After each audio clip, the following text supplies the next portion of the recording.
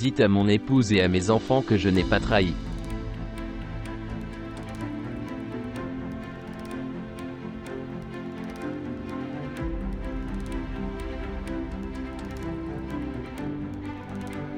Ernest Ouandié, le dernier chef historique de l'UPC.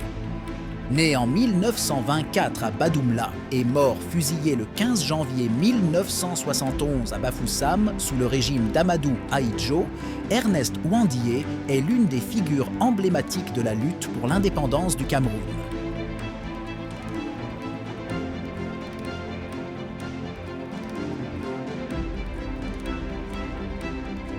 Cinquième dans une fratrie de 7 enfants, Ernest Ouandié grandit dans un Cameroun sous domination coloniale, ce qui façonne dès son jeune âge sa conscience nationaliste.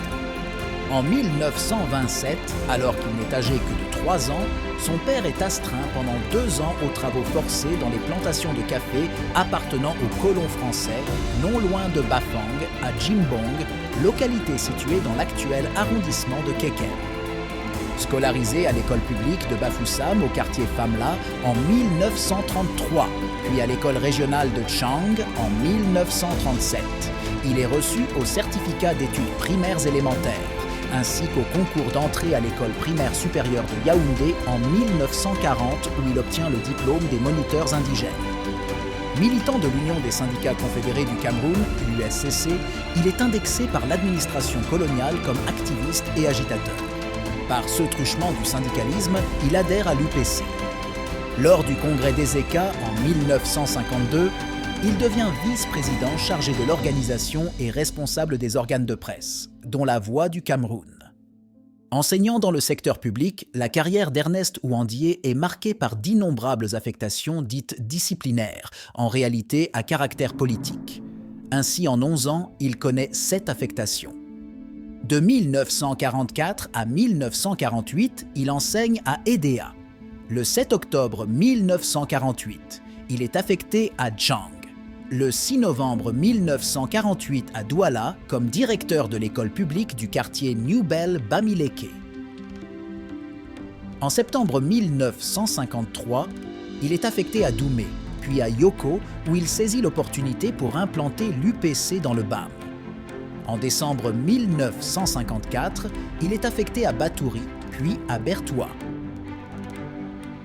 Le 29 janvier 1955, il est à nouveau affecté à Douala, où le haut-commissaire Roland Pré entreprend de rassembler tous les dirigeants de l'UPC pour les tenir en permanence à sa portée. Le séjour du leader nationaliste à EDA lui permet de faire la rencontre de Marthe Eding, une femme bakoko qu'il épouse, le 5 décembre 1948 à Douala. De cette union naîtra 5 enfants.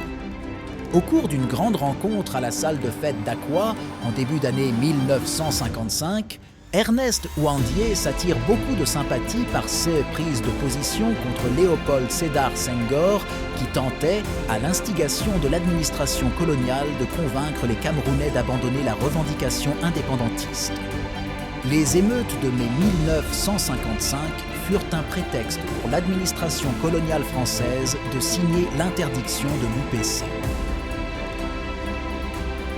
Après l'interdiction de l'UPC et les massacres perpétrés par l'administration coloniale contre les militants nationalistes, Ernest Ouandié et les autres cadres de l'UPC, dont Félix Roland Munier et Abel Kingé, se réfugient à Kumba, dans le Cameroun sous administration britannique.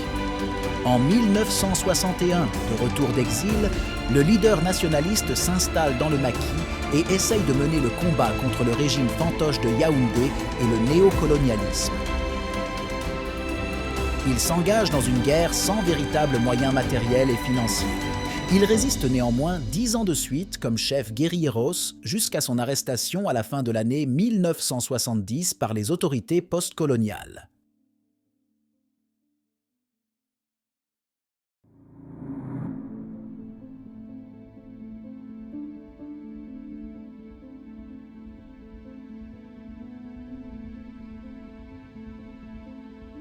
La relation entre Monseigneur Albert Ndongmo et Ernest Ouandié est entourée de mystères et d'appréhensions par la quasi-totalité des membres du comité révolutionnaire.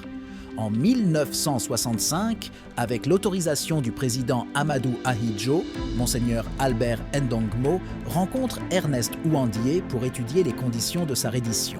L'affaire restera sans suite.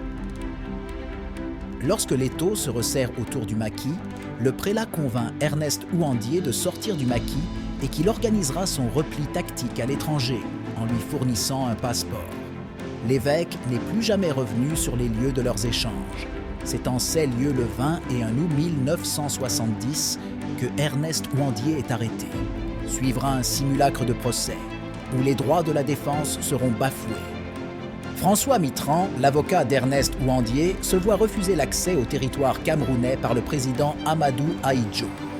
Le vendredi 15 janvier 1971, vers 5 heures du matin, un avion militaire ayant à son bord le camarade Émile atterrit à la base militaire de Koutaba où il est conduit au camp militaire de Bamungoum, à l'entrée de la ville de Bafoussam.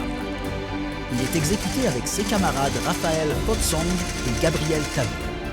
Ernest Ouandié ne verra pas son rêve d'indépendance véritable réalisé, mais laisse un héritage d'inspiration pour les générations futures.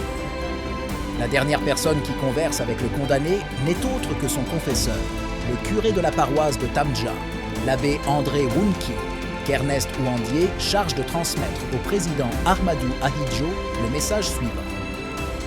Le sang des patriotes versé est une semence du nationalisme.